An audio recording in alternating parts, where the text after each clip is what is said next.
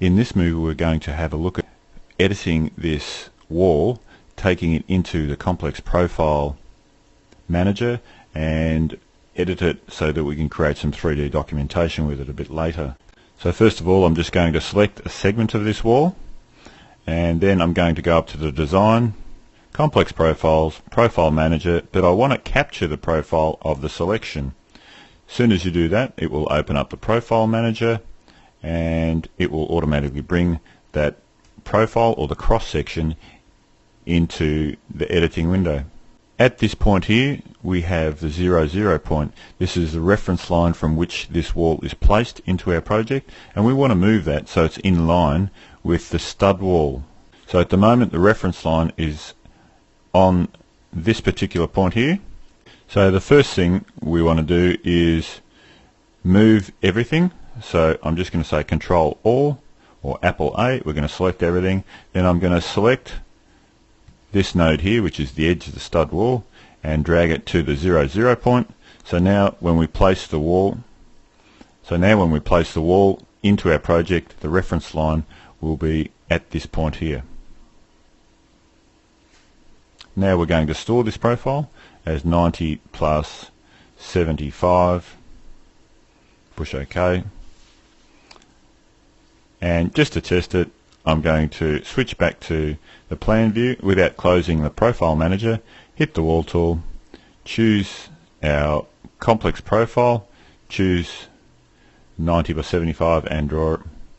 And we can see there that the reference line is straight through the middle of the wall, or what looks like through the middle of the wall, which is actually the edge of our timber stud work, which is exactly what we want. I'm just going to delete that. Now the next step is we're going to go back to the profile manager,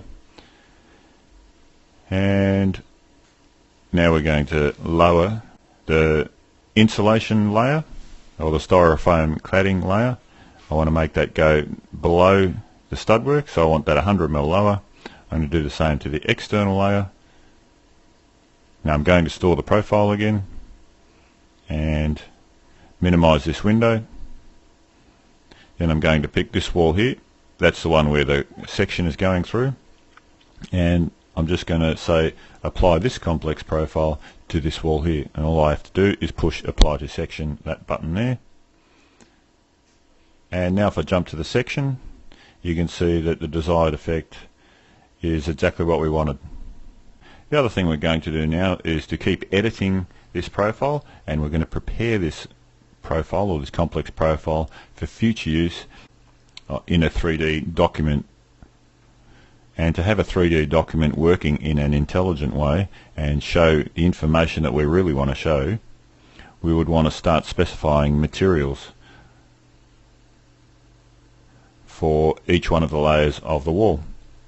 So what I'm going to do is start with the render. So I'm going to pick it, I'm going to click on one of the edges, pick this icon here, and say that that is going to be render, and it should be all the edges of that particular fill. The same thing for the styrofoam. It automatically goes back to the same icon.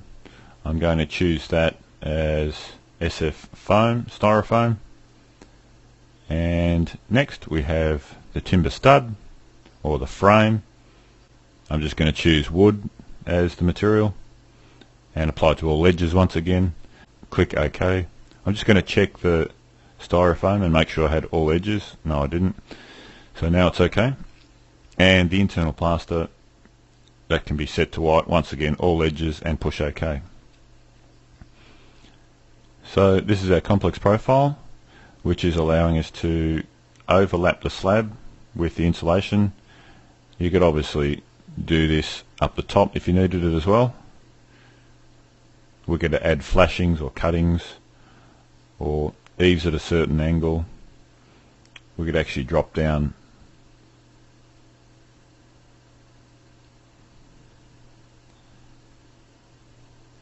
the top layers as well if we needed to.